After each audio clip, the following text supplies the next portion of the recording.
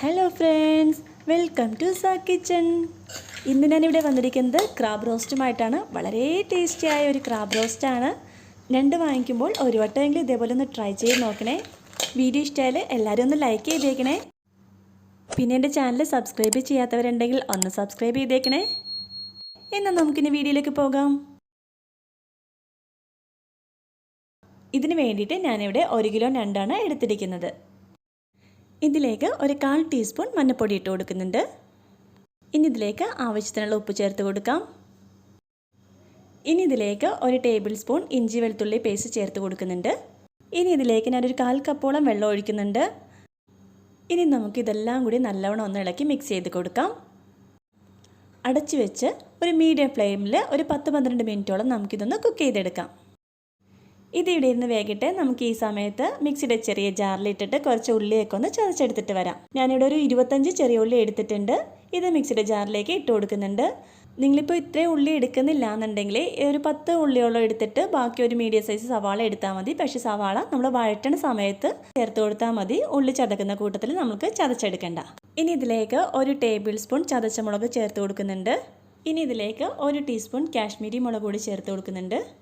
ഇനി നമുക്കിതെല്ലാം കൂടി ഒന്ന് ക്രഷ് ചെയ്തെടുക്കാം. ഇതായിപ്പോൾ ഏകദേശം ഒരു 10 മിനിറ്റോളം കഴിഞ്ഞിട്ടുണ്ട്. നമുക്കിനി മൂടി തുറന്ന് നോക്കാം. നമ്മുടെ ഞണ്ടൊക്കെ ഇപ്പോൾ കുറേയൊക്കെ വെള്ളം ഞണ്ടിൽ നിന്ന് തന്നെ ഇറങ്ങി വന്നിട്ടുണ്ട്. ഇതൊക്കെ ഒരുവിധം വെന്ത് വന്നിട്ടുണ്ട്. ഇതാ ഇത്രയും വെള്ളമുണ്ട്. ഇത് നമുക്ക് വറ്റിച്ചൊന്നും എടുക്കണ്ട. നമുക്കിനി സ്റ്റൗ ഓഫ് ചെയ്ത് കൊടുക്കാം. ഇനി ഒരു ചട്ടി ചൂടാക്കിയിട്ട് അതിലേക്ക് ഒരു 2 ടേബിൾ സ്പൂൺ വെളിച്ചെണ്ണ ഒഴിച്ചു കൊടുക്കുന്നുണ്ട്. എണ്ണ ചൂടായതിന് ശേഷം ഇതിലേക്ക് കുറച്ച് കറിവേപ്പില ഇട്ട് കൊടുക്കാം. ഇനി നമുക്കിതിലേക്ക് നേരത്തെ നമ്മൾ ഉള്ളിയൊക്കെ ചതച്ച് വെച്ചില്ലേ, അത് ചേർത്ത് കൊടുക്കാം. എന്നിട്ട് നല്ലോണം ഒന്ന് വഴറ്റിയെടുക്കാം.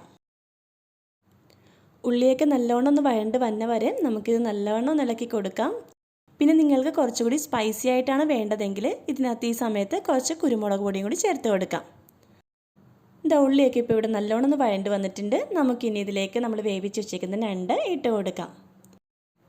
ഞണ്ട് വേവിച്ചപ്പോൾ ഉണ്ടായിരുന്ന വെള്ളമില്ലേ, അത് നമ്മൾ മാറ്റുന്നില്ല. ആ വെള്ളം ഉൾപ്പെടെയാണ് നമ്മൾ ഇതിലേക്ക് ചേർത്ത് കൊടുക്കുന്നത്.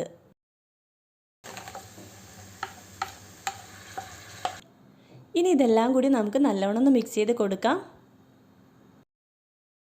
ഞണ്ടിൽ ഇതെല്ലാം നല്ലോണം ഒന്ന് പിടിച്ച് വരട്ടെ. നമുക്കിത് നല്ലോണം ഒന്ന് ഇളക്കി കൊടുക്കാം. ഇതെല്ലാം നല്ലോണം ഒന്ന് മിക്സ് ചെയ്തതിന് ശേഷം നമുക്കിതൊന്ന് ഒരു 2-3 മിനിറ്റോളം ഇതൊന്ന് കുക്ക് ചെയ്തെടുക്കാം. 2-3 മിനിറ്റ് കഴിയുമ്പോഴത്തേക്കും നമുക്ക് വീണ്ടും ഇതൊന്ന് ഇളക്കി കൊടുക്കാം. ഇനി ഇതിലേക്ക് 1 ടീസ്പൂൺ വെളിച്ചെണ്ണ ഒഴിച്ചു കൊടുക്കുന്നുണ്ട്. എന്നിട്ട് വീണ്ടും എല്ലാം കൂടി നല്ലോണം ഒന്ന് ഇളക്കി കൊടുക്കാം.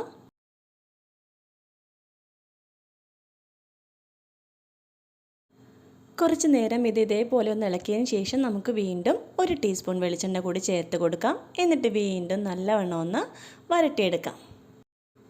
ഞണ്ട് ഇതേപോലെ വെക്കാത്തവർ ഒരു വട്ടമെങ്കിലും ഇതേപോലെ ഒന്ന് ട്രൈ ചെയ്ത് നോക്കണം. ചെറിയ ഉള്ളിയും ചതച്ചമുളകൊക്കെ ഇട്ടിട്ട് ഞണ്ട് ഇതേപോലെ ഒന്ന് വരട്ടിയെടുക്കുമ്പോഴത്തേക്കും ഒരു പ്രത്യേക ടേസ്റ്റാണ്.